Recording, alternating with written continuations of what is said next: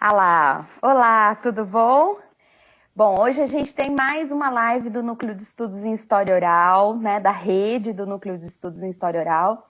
E hoje a gente tem um prazer imenso em estar aqui com uma parceira já de muitas aventuras de pesquisa, né, e de atividades culturais, enfim, a Vanessa, né, a Vanessa Rojas, que começou as pesquisas dela no núcleo Muitas como... aventuras de pesquisa, né? E de Isso, atividades acho que tá dando um culturais, eco, Van. a Vanessa, né? A Vanessa Rojas, que começou. E acho que talvez se você botar o fone, não dê esse eco, né? Mas enfim, vou desligar um pouquinho só seu áudio enquanto isso, seu microfone, e vou continuar aqui fazendo essa apresentação sua. É o seguinte, então a Vanessa começou no Núcleo de Estudos em História Oral com pesquisas com imigração e história oral, né? E ela pôde fazer uma pesquisa belíssima sobre a imigração chilena, e ela tem relação, né, pessoal com esses imigrantes, porque ela é herdeira dessa história, né? E agora, mais recentemente, recentemente não, já está no final do doutorado, né? Lá fazendo na Unicamp agora, porque entre o mestrado e o doutorado, ela fez uma pesquisa também muito linda com o Lar de Velhinhos de Campinas, que virou uma publicação belíssima também, com as histórias de vida, enfim. E acho que foi nesse processo que ela se descobriu aí mais próxima e apaixonada por esse outro período da vida da gente, né? Já esse período já mais com os idosos, né? Esse contato com as histórias de vida de idosos, que é um pouco o que ela vai falar aqui, e é sobre o que ela desenvolve hoje, o projeto de pesquisa dela na Unicamp, de doutorado, né? No programa de pós-graduação em gerontologia. Então, Van, é uma alegria imensa a gente estar aqui juntas, né? E a gente queria te ouvir sobre essas novas pesquisas, sobre essas novas descobertas aí da história oral junto à população mais idosa. Bom, eu que agradeço pelo convite e é uma grande alegria estar aqui com vocês, né? Agradeço a quem estiver assistindo também. E além da minha pesquisa, né, que você já apresenta um pouquinho da minha trajetória como pesquisadora com a metodologia da história oral, para hoje eu preparei uma apresentação assim mais geral, né, sobre a população idosa no Brasil e sobre os impactos da pandemia. E aí depois que eu vou falar mais um pouquinho sobre esses trabalhos.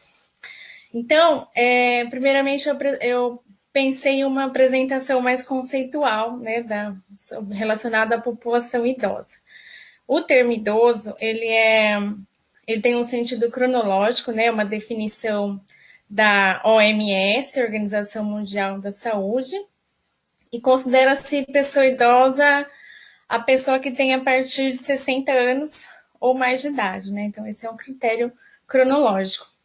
E aí, essa categoria, ela envolve uma heterogeneidade, né, de pessoas, envolve uma diversidade, porque são pessoas de étnico-raciais diferentes, de gênero diferente, né, com histórias de vida diferentes, com situações econômicas e sociais diferentes. Então, existe essa grande diversidade dentro dessa categoria idoso.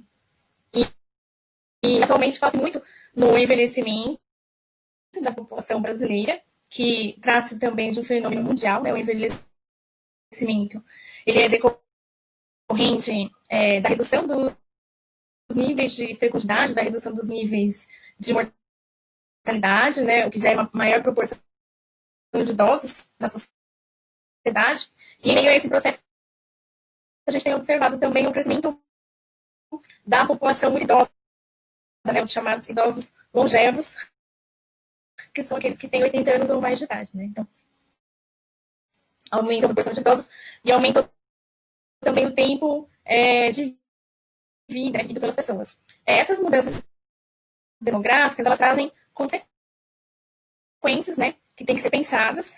Claro que elas são uma conquista das sociedades, né, porque significa que agora as pessoas têm mais chances, né, têm mais condições de viverem mas também trazem consequências nos sistemas de saúde, nos sistemas de aposentadorias, mesmo internamente, né, nas próprias famílias, né, então são inúmeras consequências. E aí que tem os vários ramos também, né, de se pensar um pouco sobre isso.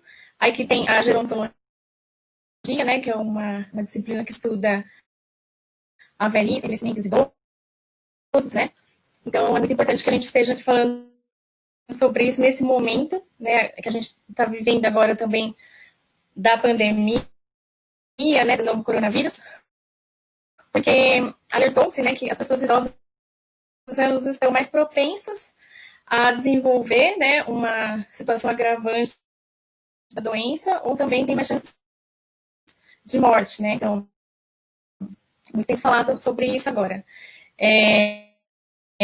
As pessoas idosas podem estar achadas no grupo de risco, né? O Ministério da Saúde alerta, o OMS alerta, que qualquer pessoa idosa, mesmo que não tenha uma comorbidade, é considerada uma pessoa do grupo de risco porque tem mais chance de desenvolver, né, um quadro mais grave da doença ou de chegar a óbito. E aí isso trouxe impactos, né, para essa população. Na verdade, todos nós estamos vivenciando, né, impactos dessa pandemia, mas a população idosa especificamente, devido a esse agravante, tem o impacto das mortes, né? Então, além, claro que as mortes em si já representam uma grande perda, né? Mas também tem a questão do medo, do sofrimento, né? Da ansiedade que toda essa discussão tem gerado nesse grupo populacional. Inclusive, né, com discursos, né, que a gente viu muitos discursos nas mídias, discursos mesmo de representantes políticos, né, dizendo que haveria uma escolha, né, uma elegibilidade pelo critério de idade, né, se fosse necessário, por exemplo, algum leito de UTI que não houvesse vaga para todos, o critério de idade seria definidor de quem teria direito ou não àquele leito, quando na verdade a ONU também recentemente, né, soltou uma nota dizendo sobre a importância das condições de igualdade, né, nesses critérios de saúde. O que deve guiar uma escolha não deve ser essa questão etária, né, mas sim um critério técnico, um critério médico, né, uma escolha mais profissional e mais humanizada. Um outro impacto da pandemia para essa população foram o sofrimento, né, que se mantém em isolamento, né? Então, nós temos a orientação do isolamento social, sobretudo das pessoas idosas, e muitas vezes essas pessoas não vivem com suas famílias ou não têm a oportunidade e a facilidade de utilizar o recurso digital, né, para manter um contato afetivo com algum familiar, com algum amigo, né? Então, existe um dado importante que diz que 1 em cada 4 idosos já utiliza o recurso da internet, né? Já estão conectados, utilizam as redes sociais, mas aqueles 3, né? Entre 4 não estão, né? Então, esses não estão incluídos digitalmente, tem mais essa dificuldade aí de comunicação. Ou mesmo, né, um outro dado que tem é que 30% dos idosos são analfabetos, né? Então, ou muitos outros que vivem em situação de pobreza extrema, que não tem nem mesmo o recurso, né, das tecnologias. Então, esse é um dado agravante no isolamento para esse grupo populacional. E também vulnerabilidades adicionais, né? Então, já tem a vulnerabilidade de ser idoso nessa pandemia, onde ser idoso é mais grave, né? Corre mais riscos, mas tem outras vulnerabilidades. Então, idosos que vivem em situação de pobreza extrema e que não tem sequer acesso, né, a saneamento básico, idosos que vivem em situação de refúgio, idosos que vivem em situação de prisão, e falou-se também sobre os idosos vivendo em ILPIs, né, que são as instituições de longa permanência para idosos, onde existe um grande risco, né, de contágio e disseminação da doença. Então, esse seria mais um agravante, né? Inclusive, pesquisando, eu li que na Europa, metade das mortes decorrentes do novo coronavírus ocorreram em idosos em instituições de longa permanência, né? Um número muito grande. A gente também tem acompanhado algumas notícias, né, aqui no Brasil. Em Campinas, essa semana saiu uma notícia que a metade dos idosos infectados em LPIs, né, aqueles que já estavam infectados, já veio a óbito, né, a metade desses. Então, tem esse risco. E também uma outra vulnerabilidade foi o aumento, né, da violência, dos maus tratos. Né? Então, os idosos vivendo mais com seus familiares, com seus cuidadores, né? Pessoas que nem sempre respeitam, né, as pessoas idosas. Assim como a gente acompanhou o aumento da violência doméstica, né, entre as mulheres, ou mesmo entre as crianças, também ocorreu esse aumento da violência entre os idosos. Um outro impacto, né, da pandemia é o aumento do preconceito, né? Então, o preconceito por idade, que é chamado de ageísmo, né? Existe esse termo do preconceito por idade. Então, a gente viu muitas manifestações de preconceito em relação à população idosa, seja sendo, né, culpabilizados pela crise econômica decorrente, né, do fechamento dos comércios e de tudo mais, preconceitos em relação à dificuldade, né, que muitos idosos encontram de se manter de fato em isolamento, né, e preconceitos em relação à sobrecarga no sistema de saúde, né, no sistema previdenciário. Então, esses idosos sendo culpabilizados por tudo isso que vem ocorrendo, né, quando na verdade muitos idosos eles são muito importantes na economia, né, como um todo. Muitos idosos eles são a única fonte de renda em suas famílias, né, ou são a fonte de renda principal dessas famílias. Muitos idosos são ativos, né, trabalham ou querem se reinserir no mercado de trabalho. Muitos idosos são os proprietários, né, de suas habitações e acolhem seus filhos, seus netos, né. Então, a gente tem que começar a pensar nas várias histórias que existem aí com esse grupo, tá? Esses impactos, né, da pandemia na população idosa foi a própria ONU que emitiu um documento no início de maio, né? Depois eu posso passar o link aí para quem tiver interesse. Eles emitiram esse documento, eu achei bem interessante. Então, os impactos, né, da pandemia para a população idosa, e também traz algumas recomendações. E já caindo um pouquinho então no tema da minha pesquisa, né? Os meus trabalhos com história oral tiveram início em 2006, né? Foi quando eu tive a oportunidade de ingressar no NEL, que é o Núcleo de Estudos em História Oral da USP. Eu estava no meu último ano da graduação em História e começamos a fazer leituras, reuniões, né? Começou todo o aprendizado desse método, desse campo de saber, né? Tão importante para nós, né? Que a gente ama tanto. E eu tive a oportunidade de fazer a minha pesquisa de mestrado sobre a imigração chilena em Campinas, né? Orientada pelo professor Sebe. Foi uma pesquisa, assim, bastante subjetiva, né? Porque os meus pais são imigrantes chilenos, né? Inclusive, eu tive a oportunidade de entrevistá-los, né? Entrevistei também outros membros aqui da colônia chilena, né? Existe um grupo aqui bastante organizado de chilenos, né? Com associação, conjuntos folclóricos, né? Então, entrevistei pessoas que participavam desses grupos, pessoas que não participavam.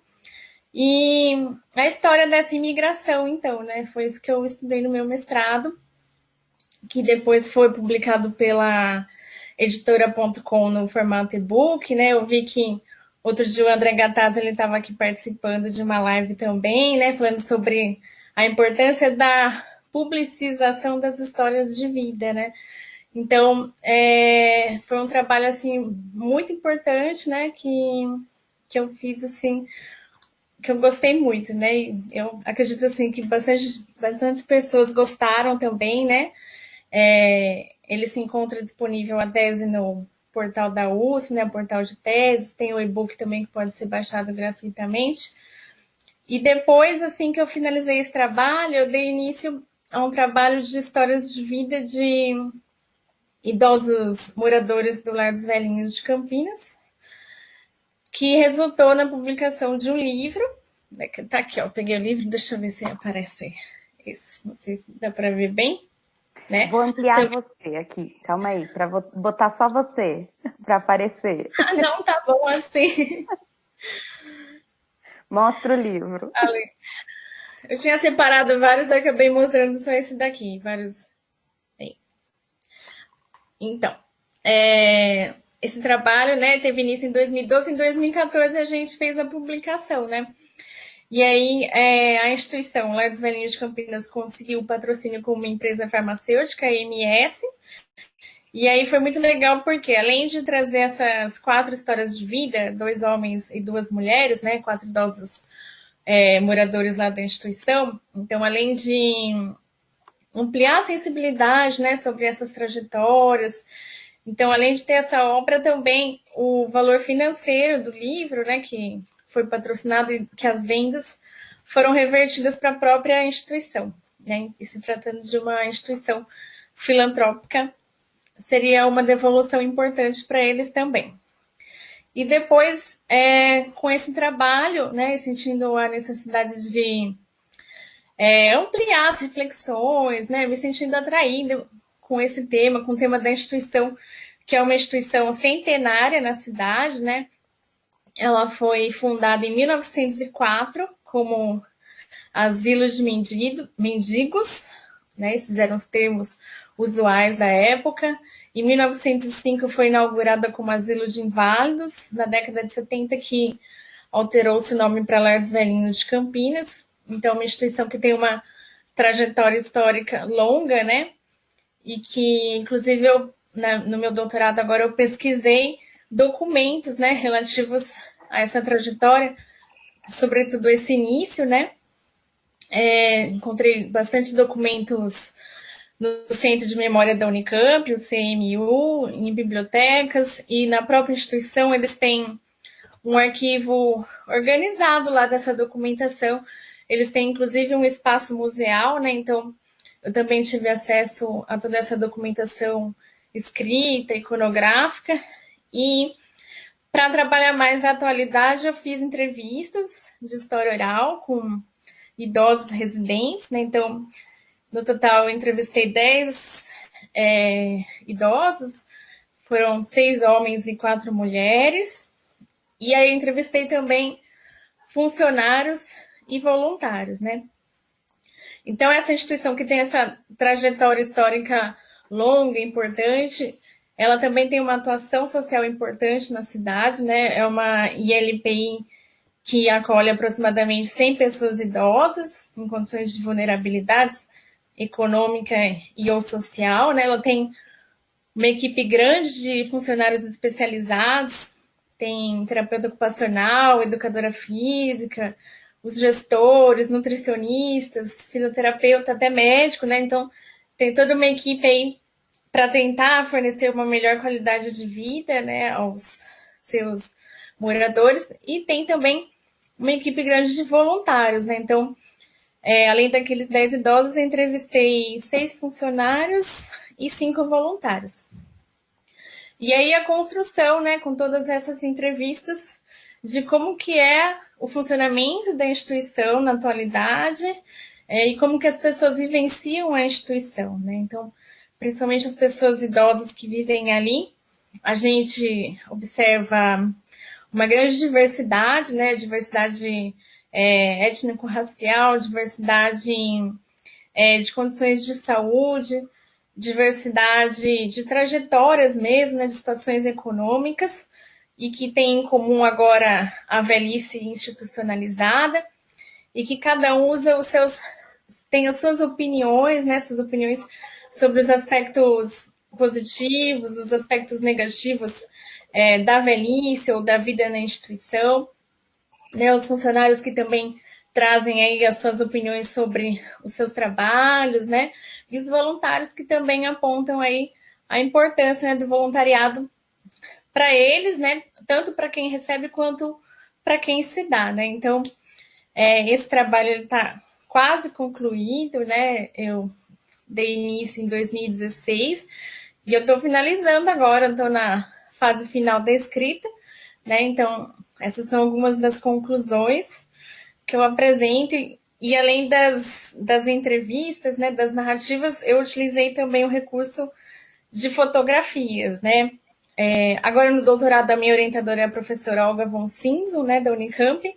Ela gosta muito de usar esse recurso da fotografia como detonadora de memória, né. Então solicitei alguns dos idosos se eles tinham alguma fotografia do passado, né, e a partir daquela fotografia ele lembrar aquela época, aquele momento, né, o que estava acontecendo ali. Claro que nem todos tinham essa fotografia, né, o recurso da fotografia ele não era tão usual como é atualmente, ou mesmo por questões econômicas, né, aqueles de origem mais humilde não tinham essa fotografia, ou até por uma situação atual, né, porque na instituição eles têm também as limitações dos espaços, né, então muitos não levaram todos os seus pertences até a instituição. E aí um outro recurso que eu utilizei é que o Lar dos Velhinhos de Campinas tem uma página no Facebook, né, onde eles postam bastante fotografias, né, das atividades, né, das pessoas. Então eu ia escolhendo algumas dessas fotos e ia levando também para os meus entrevistados para eles contarem um pouquinho daquele momento. Foi bacana também para criar um arquivo, né, imagético sobre o cotidiano, né, sobre alguns acontecimentos. Aí esse é o trabalho que eu fiz. A ILPI, no momento, ela se encontra fechada para visitas, né, de familiares ou de voluntários ou de qualquer outra pessoa interessada, porque pelo perigo, né, da pandemia. Então, provavelmente agora esses idosos eles estão passando por esse sofrimento, né, do isolamento, é um sofrimento maior do que o que a gente tem aqui, né, nós que estamos com nossos familiares, mas também uma das hipóteses da minha pesquisa é de que as instituições de longa permanência para idosos, elas são vistas com preconceitos, né, pela sociedade em geral, né, mas elas são uma necessidade, né, a gente tem que assumir que existe um grande número de pessoas idosas, né, que não constituíram família ou que já não têm mais condições de viver com seus familiares, né, que os próprios familiares não podem, né, cuidá-los se necessário. Pessoas em situação econômica mais desfavorável, né, que não teriam condições de arcar com os custos de um aluguel, de alimentação, né, de outras necessidades básicas.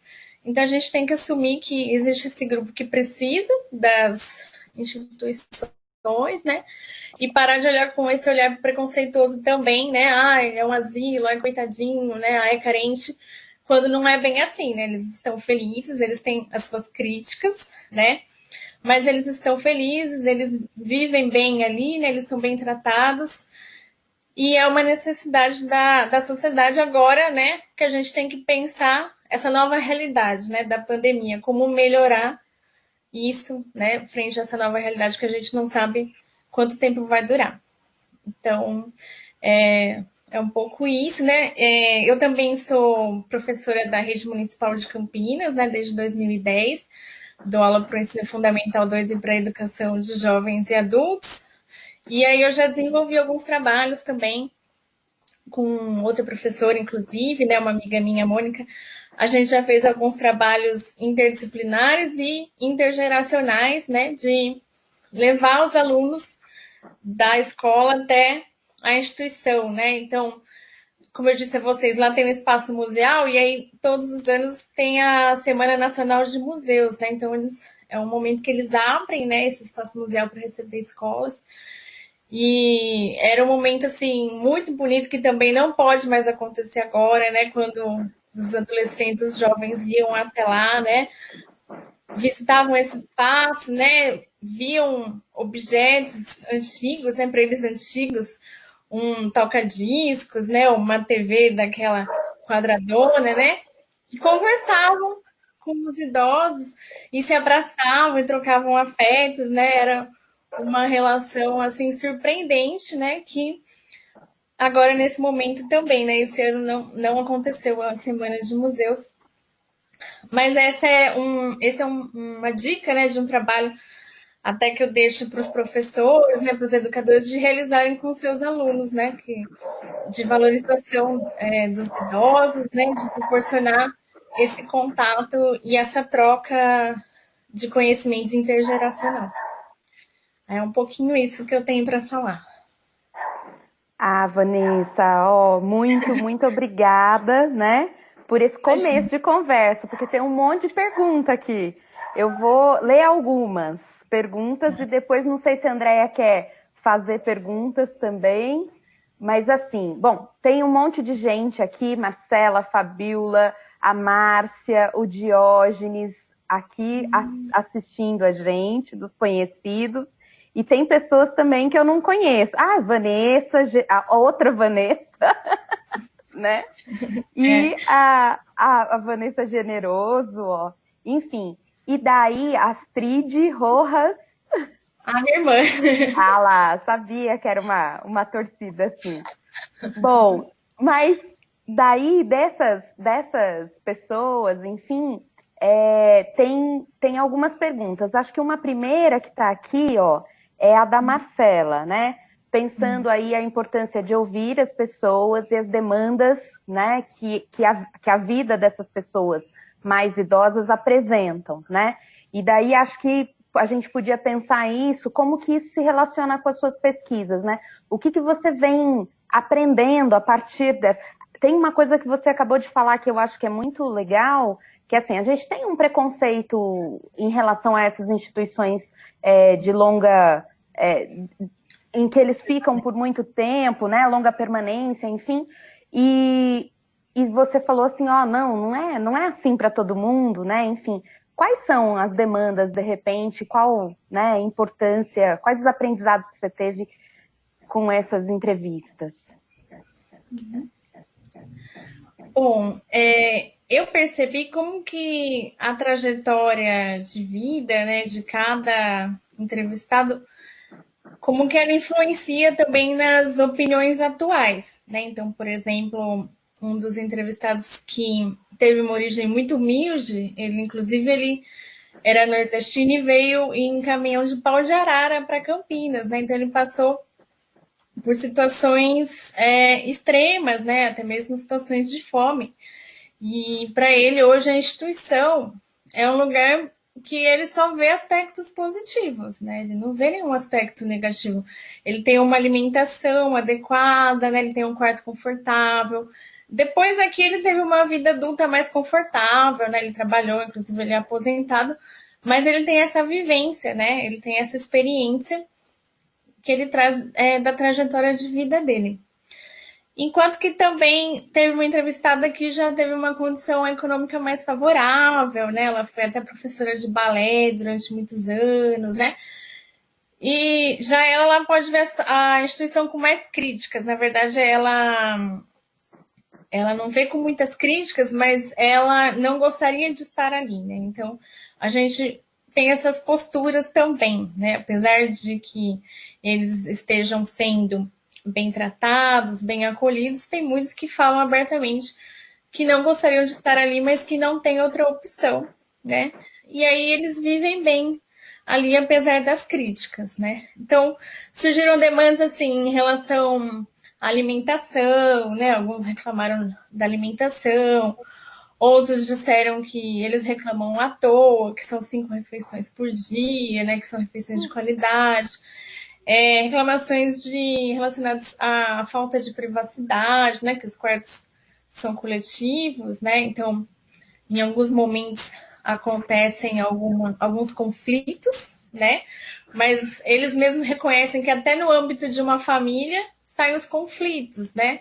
E que eles têm que saber contornar, né? Eles têm que criar suas estratégias nesse relacionamento com muitas pessoas, né? Às vezes pessoas com quem eles não querem se relacionar, mas que existe essa coletividade, né?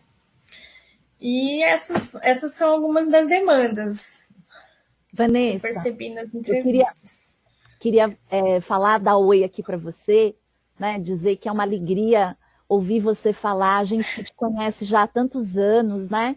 As pesquisas que você trouxe para a nossa rede do Núcleo de Estudos em História Oral são maravilhosas, a gente tem muito orgulho de todas elas, né? A primeira, que tem a ver com a sua origem familiar, eu acho muito importante porque você, para mim, você já começa esse diálogo intergeracional ali com aquela pesquisa sobre a imigração chilena, né? Porque você vai entrevistar pessoas da geração anterior à sua e pessoas que vieram para cá refugiadas, muitas por causa da situação econômica, da ditadura chilena. Então, nesse momento que a gente está vivendo, eu acho importante também você falar, você nunca perdeu a ligação com essas pesquisas, né? Com esse tema da imigração, que tem a ver com a sua identidade. E o Chile recentemente passou por uma situação de convulsão social, né? Muitas críticas, né? A situação herdada da época da ditadura também. Então, eu queria fazer perguntas para você em relação a isso, a essas relações intergeracionais, né? Dos mais novos e dos mais idosos na pesquisa que você fez no Chile. E sobre essa que você está fazendo agora, que tem a ver com os idosos nos lares de permanência, né? Como você coloca, você deu um dado muito importante antes da sua fala, que foi essa questão da pandemia, dizendo que eles são os mais atingidos e nessas instituições.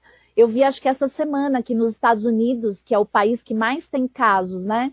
Onde há mais mortes e contágios são nos lares dos idosos também. É um dado impressionante, assim.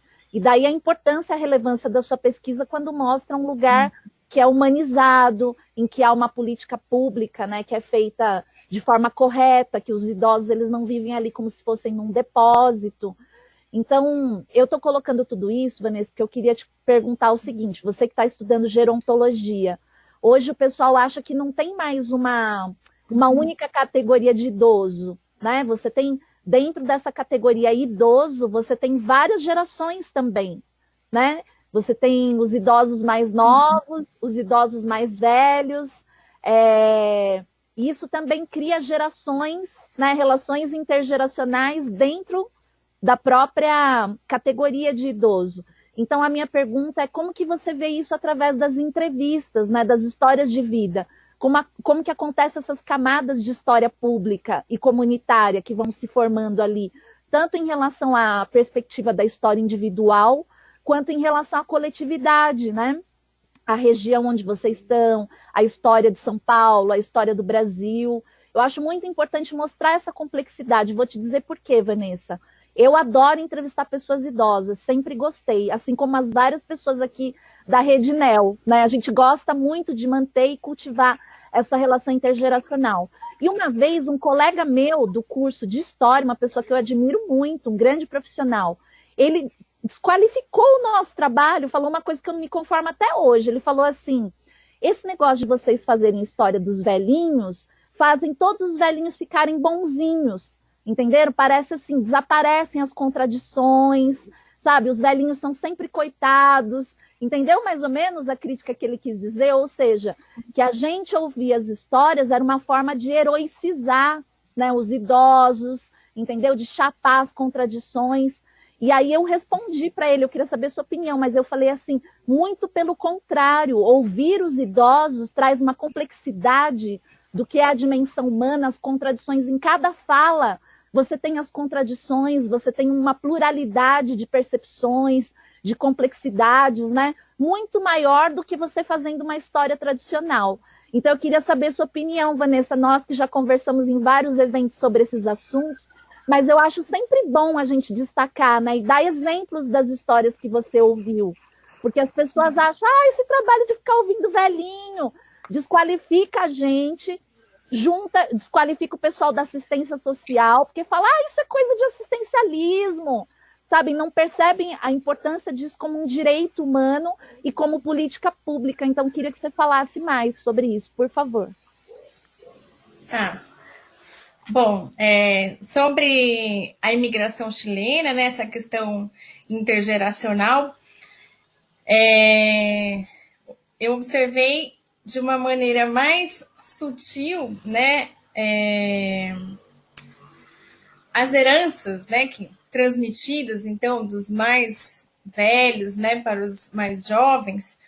Isso ocorreu de maneiras mais sutis, né, no âmbito das famílias, né, no âmbito das suas residências, seja através da língua, né, do idioma espanhol, seja através da culinária, né, da cultura alimentar chilena, em que eles tentaram manter, né, aqui algumas iguarias típicas de lá, seja em alguns costumes, né, algumas histórias, ou de uma maneira mais coletiva, né, nesses grupos que eu mencionei, né, então a Associação de Chilenos em Campinas, que foi fundada em 1991, o Conjunto Folclórico Raíces de Chile foi fundado em 1995, né, e eram aquelas primeiras gerações, né, militando, né, tomando a frente, tendo essas ideias de vanguarda, né, e convidando os seus filhos, né, convidando depois, com o passar dos anos, até os netos, né, para participarem dessas atividades culturais, né, que eles chamam de atividades folclóricas chilenas, né, então eu percebi, assim, essa troca cultural muito dessa maneira, né, coletiva ou mais familiar, né, mais individual. E também até o meu interesse, né, de pesquisar esse tema se deu, né, devido a essa origem familiar. Então, eu coloquei isso na introdução do meu trabalho, que desde criança, né, eu escutava as histórias sobre o governo Allende, né, sobre o governo Allende, sobre a ditadura militar chilena, né, sobre grandes nomes da literatura chilena, o Pablo Neruda, Gabriela Mistral, né, e tudo isso foi formando um interesse, né, em mim de estudar a história daquele país, né, de estudar esses momentos tão relacionados com a imigração dos meus pais, né? E eu vivenciava isso também, né? Quando a gente tinha a oportunidade de viajar para o Chile, eu via a questão do saudosismo, né? Essa dificuldade da despedida dos parentes que estavam lá. Então, eu acredito que isso também foi uma troca intergeracional nessa imigração, né? Que passou dos meus pais, que passou para mim. E no âmbito do Lar dos Velhinhos de Campinas, né? Que é uma instituição filantrópica, né? Ela conta com um apoio da prefeitura, mas que é um apoio pequeno, né? Ela se mantém mais graças às doações, né, das pessoas, inclusive das pessoas mais simples e mais humildes, são aquelas que fazem pequenas doações, mas que geram um montante importante, né, para a instituição se manter. E lá a gente observa essa diversidade geracional, né, entre os próprios idosos, né. Então, tem um entrevistado mais novo, né, que é o senhor Jorge, né, 61 anos ele tinha no momento da entrevista, né, e aí, inclusive, muitas pessoas se perguntam, né, nossa, 61 anos, né, ele é jovem para estar lá, mas ele tinha uma história de vida que levou a isso, né, então, antes de ingressar na instituição, ele estava em situação de rua, e 61 anos ele já é idoso, ele foi encaminhado para lá, e agora ele vive muito bem, né? Então, ele também é uma pessoa que a vida, né, melhorou na velhice e que melhorou na instituição, né? Ele tem uma qualidade de vida melhor agora. E também tive outras entrevistadas, né, com 93 anos, com mais de 80 anos, né? Então, são histórias que trazem as características socioeconômicas e culturais de cada pessoa, mas que traz também as suas memórias políticas, né, suas memórias culturais sobre a cidade, né, sobre o país, suas opiniões pessoais, né, sobre a instituição, ou às vezes a história da própria instituição, né? Então, tem idosos que estão lá há 16 anos, né, e que contam coisas da instituição que hoje já não são mais assim, né? Então, por exemplo, antes os quartos eram maiores e houve uma reforma, agora os quartos são menores, né? Eles trazem outras características, né, que eles se lembram, né, de como que era aquilo. Então, também existe essa diversidade do tempo de vivência, né, na instituição. Tem idosos que entraram recentemente, tem idosos que estão lá há bastante tempo, né, e tudo isso gera uma grande riqueza no trabalho, né, e não é esse assistencialismo, né, não é esse coitadismo, né, eles manifestam os seus conflitos, né, não é um trabalho neutro, ele vai fazer críticas, né, vai trazer quais são os desafios, né, para a instituição também, para ela se melhorar, que eu tenho certeza que é o que ela deseja também. E essa questão histórica, né, que a instituição ela surgiu no momento, né, que era o momento pós-abolição da escravatura, era o momento que pós-epidemias de febre amarela em Campinas, né, Campinas passou por várias epidemias de febre amarela, e um momento em que também, né, existiu um discurso de caridade, né, ou muitas práticas filantrópicas, né, de pessoas consideradas de renome, de influência na cidade, né. O primeiro presidente da instituição foi o Orozimbo Maia, né, que foi um político notável, foi vereador por várias vezes, foi 3 vezes prefeito de Campinas, né, e foram essas pessoas, né, esses fundadores que fizeram campanhas, né, para que a instituição existisse, né. Então, embora seja uma contradição, né, que havia pessoas precisando da instituição e que foram as pessoas da elite, né, que propiciaram isso, eu acredito também que foi a história da vida dessas pessoas da elite que permitiu, né, que eles se unissem e fundassem a instituição, né, conseguissem os recursos para a compra do terreno, né, para as adaptações necessárias, né, porque eles tinham experiências políticas, né, eles tinham relações sociais com pessoas da política, eles tinham conhecimentos, né, numa época que muitas pessoas mal sabiam ler e escrever, né, então eles sabiam escrever ofícios, né, exigindo coisas da Câmara Municipal de Campinas, por exemplo, né, tem alguns documentos assim. E aí essa história, ela se diferencia da atualidade, né, então, se naquele momento as pessoas recebidas ali na instituição, elas eram denominadas, né, de mendigos, de inválidos, né, ou como aparece em alguns documentos, aleijados, né, esses eram os termos usuais, hoje em dia, as pessoas que são recebidas ali, elas são recebidas com outro olhar, né, não tem mais esse olhar dessa dependência, né, de ter que ter essa dependência para ingressar na instituição. Essa é uma diferença atual, que na verdade, para solicitar o ingresso na instituição agora, é preciso não ter essas dependências, porque senão seria uma instituição de saúde, né, embora eles tenham lá alas, né, para acolher os idosos que, com o passar dos anos, tornam-se dependentes, mas eles não têm estrutura para receber idosos já dependentes, né? Então, também tem essa diversidade dentro da própria instituição, né? Aqueles idosos mais saudáveis e aqueles que possuem alguma dependência. E no caso das minhas entrevistas, eu acabei realizando mais com os idosos saudáveis, né? Até por uma questão do Comitê de Ética da Unicamp, né? Que não permite a realização com algum idoso que tem algum transtorno cognitivo, por exemplo, né? Então, existe essa questão também, existe essa diversidade dentro da própria instituição. E é isso. Van, tem algumas perguntas aqui também. O Diógenes, por exemplo, eu até estou postando aí, está falando da sua pesquisa lá do mestrado, provavelmente, né? Qual a sua análise hoje sobre o trabalho acadêmico vinculado à vida familiar?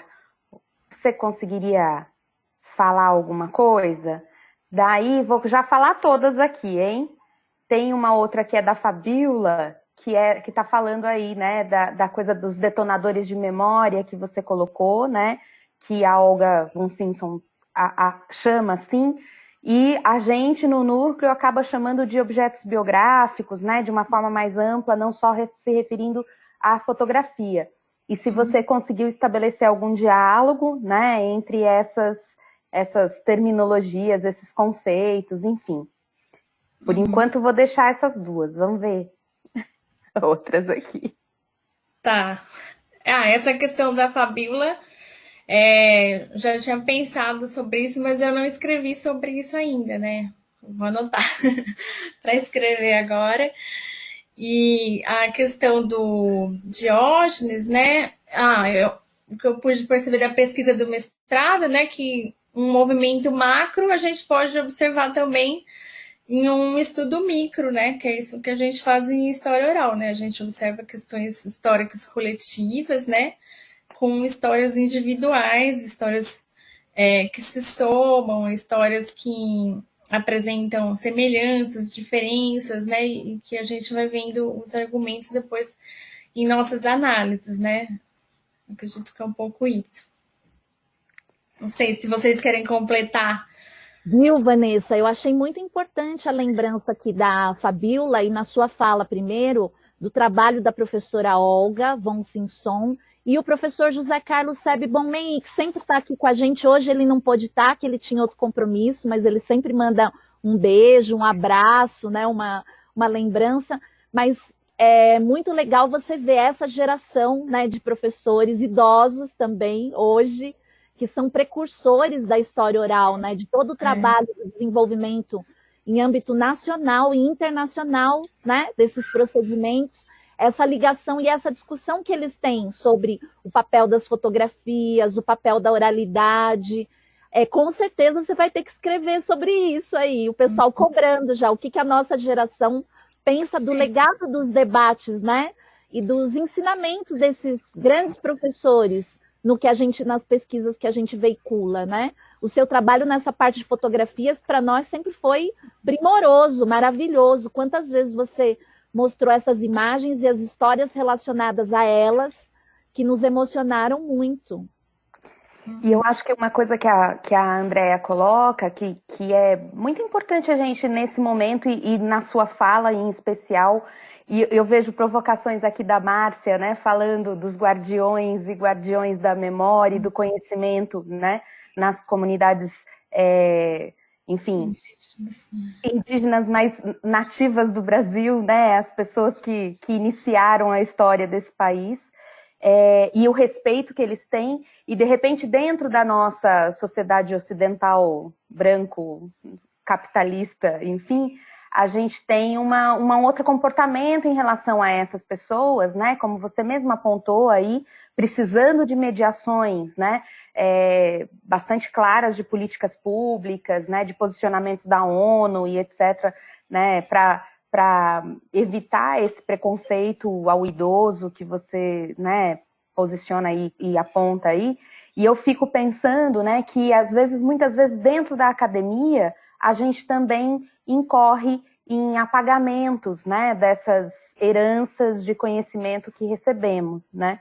Então, gosto muito da fala da Andrea e gosto muito da possibilidade de um diálogo respeitoso e honrado, né, que faça referência ao que esses professores precursores da área que a gente hoje está herdando e produzindo conhecimento nela, mas que se não fossem pessoas como a professora Olga von Simpson e como o professor Sebe, nem existiria no Brasil, né? Então, a importância desses professores é fundamental, assim, né? E então, acho que é muito importante que você produza esse diálogo falando dessas origens mesmo, né? Fico muito provocada nesse sentido, e que bom que nasceu aqui, né? Assim, a ideia de fazer a nota mesmo que a gente quer ler depois. Com certeza. Viu, Vanessa? Eu lembrei, eu estava aqui, a gente lembrando, né, dessas trocas intergeracionais. Eu lembrei uma vez que a Vanessa foi numa aula minha lá de políticas públicas sul-americanas, lá na Universidade Federal do ABC. E foi muito legal, porque ela foi falar dessa questão da pesquisa dela com as gerações mais velhas chilenas, e ela como uma herdeira dessa história, né? Falando da existência das ditaduras, do impacto que isso teve na vida dos pais, dos avós, no impacto na vida dela. Então, essa é outra possibilidade, né, dentro do que a Suzana estava falando, intergeracional, que eu queria perguntar para você, né, Vanessa, como que fica esse papel quando você chega sendo de uma geração mais nova e se coloca como apresentando a fala das pessoas mais velhas, né? Como que as pessoas mais velhas da sua família veem isso e como as pessoas mais velhas do lar de idosos veem isso? Qual é o impacto dessa não é nem troca, né? Dessa divulgação mesmo científica, é mais que troca, é dessa produção de conhecimento de história pública mesmo, quando eles sabem que você vai aos lugares, né, fazer essa história pública e comunitária como um legado do que você recebeu deles. O que eles pensam disso? Qual é a reação, o impacto dessas pesquisas na vida deles? Uhum. Olha, eu percebi uma boa receptividade, né, na minha pesquisa de mestrado, né, desde o início das entrevistas eu tive uma ótima receptividade. Eu tive também a facilidade, né, de ser alguém já do meio, né, isso é algo que pode ser apontado até como um elemento facilitador, né, nos trabalhos de história oral.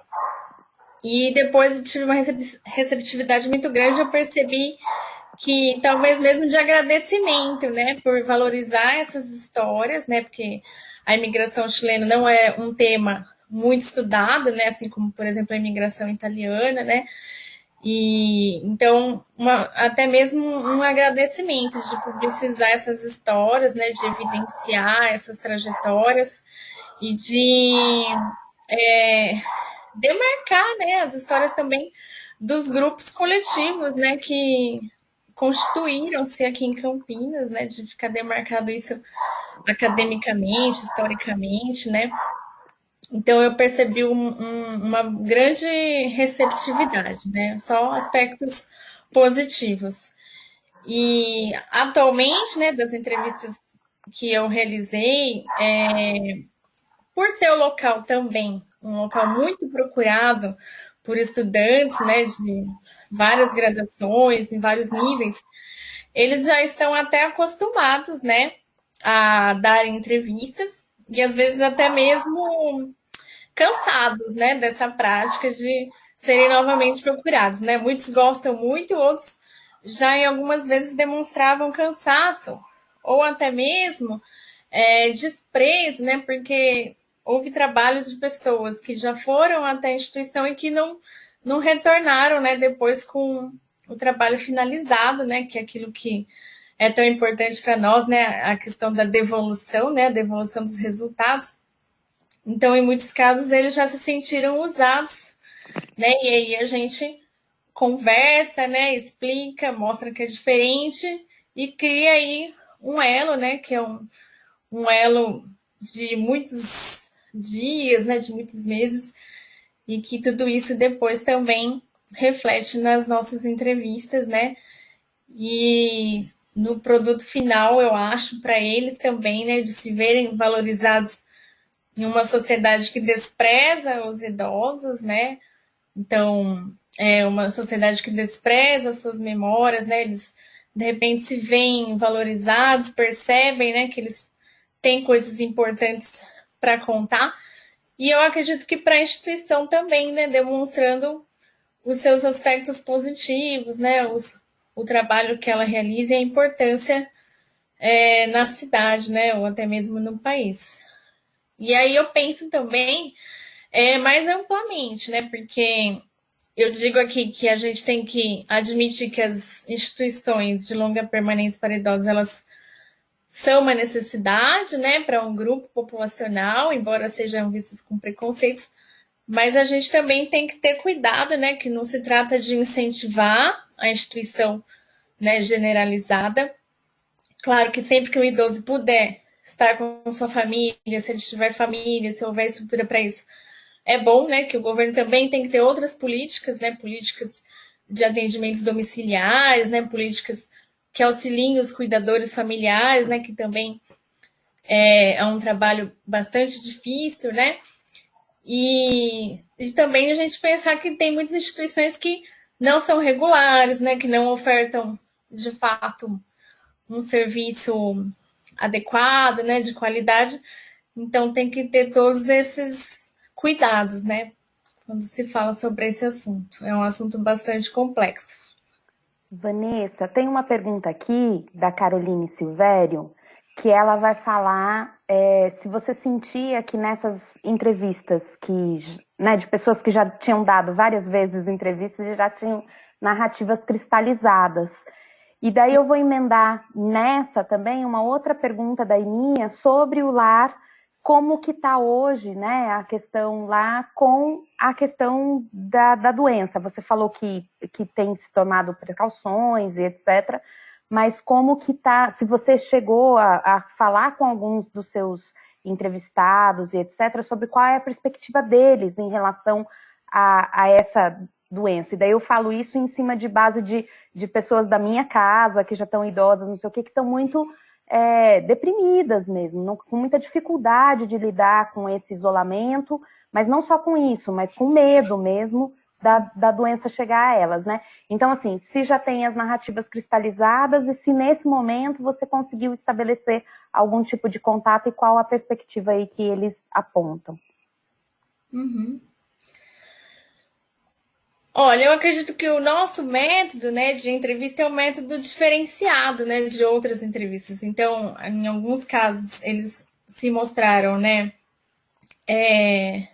entediados, né, no início, mais uma entrevista, mais uma pessoa me procurando aqui, mais uma pesquisadora que vai ver se beneficiar do que eu dizer e depois não volta mais, né, então em alguns houve casos assim, mas que depois com o desenrolar da entrevista, né, uma entrevista que está mais preocupada, né, com a trajetória de vida daquela pessoa, com aspectos mais subjetivos, né, eu acredito que a entrevista não fique cristalizada, né, nesse termo.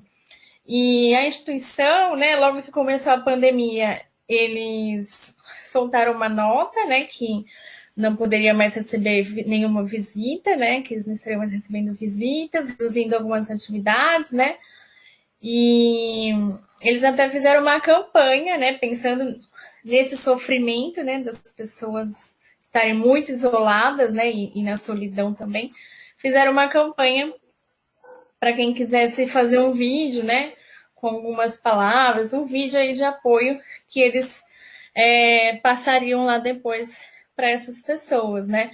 E uma outra informação que eu tive do presidente foi que ele dispensou muitos funcionários, né, porque a instituição tem aproximadamente 150 funcionários, né, e ele dispensou funcionários mais assim da administração, do telemarketing, né, para diminuir também o fluxo de pessoas ali.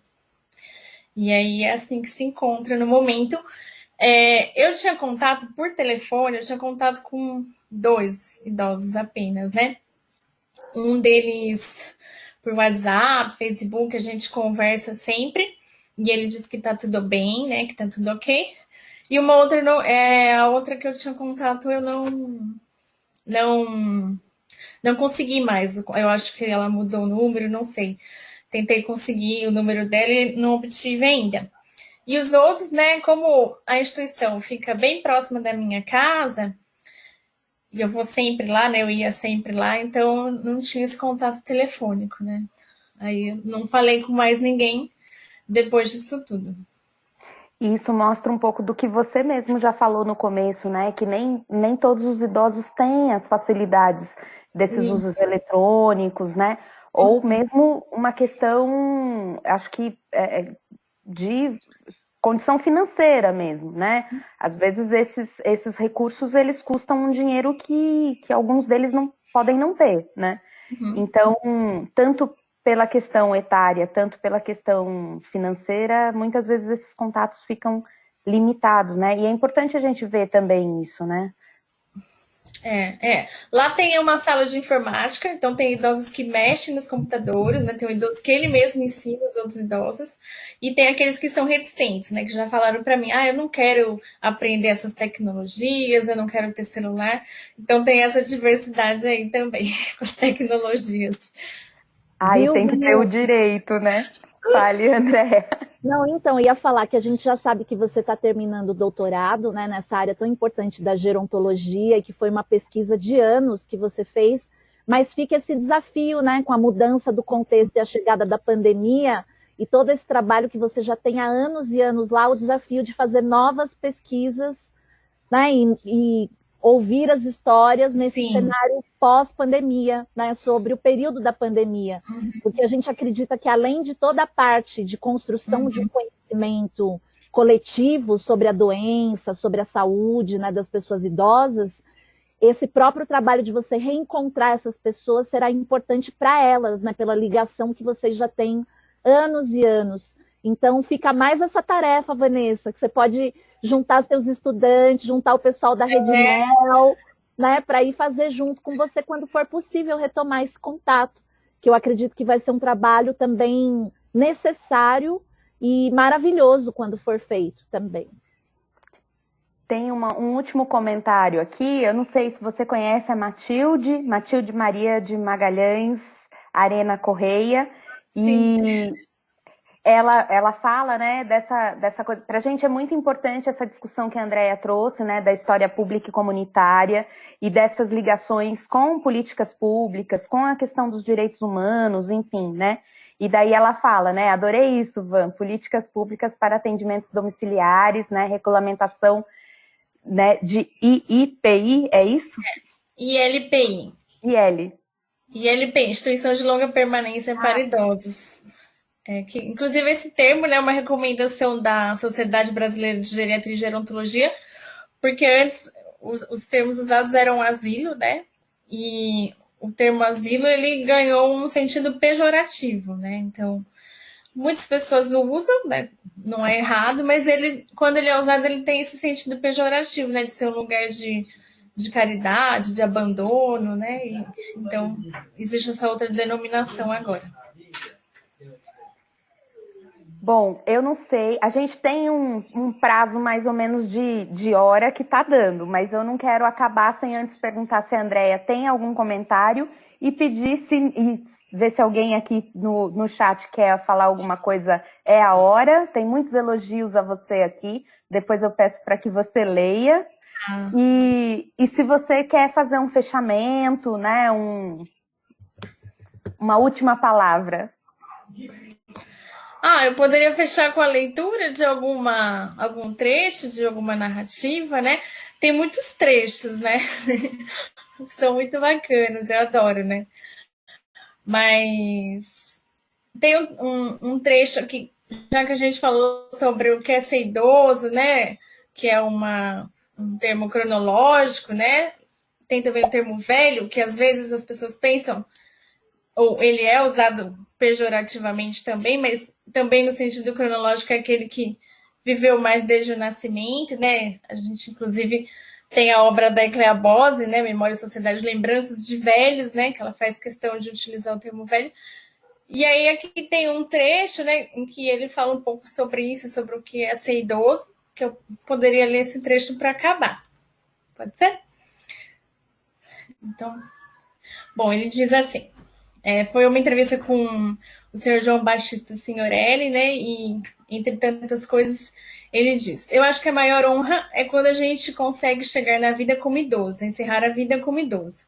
A passagem da vida é muito bonita. A gente tem os prós e os contras, a gente nasce, cresce, vive, fica idoso e depois vai ao lado de Deus. Então, é uma honra se tornar idoso, é um presente, é uma dádiva de Deus. E eu me sinto bem como idoso.